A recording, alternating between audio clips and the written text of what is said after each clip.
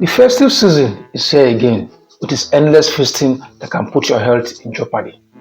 But not to worry, you don't have to skip your favorite dishes. And you also don't need to pack your plate like it's a buffet for one.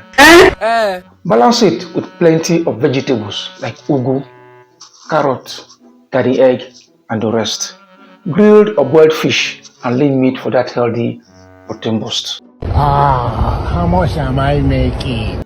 Replace creamy salad with fresh coleslaw with a squeeze of lemon or light dressing. They are equally delicious, I tell you. Desserts are a big part of the festive vibe, but instead of indulging in too much cake or puff-puff, enjoy fresh fruits like pineapple, oranges, and watermelon. They are sweet, refreshing, and much healthier. Continue. Finally, drink plenty of water or other natural drinks like sobo instead of sugary or alcoholic beverages. Really? Staying hydrated helps with digestion and keep you from overeating. Remember, making smarter food choices can help you celebrate the festive season, sharing love and good vibes without compromising your health.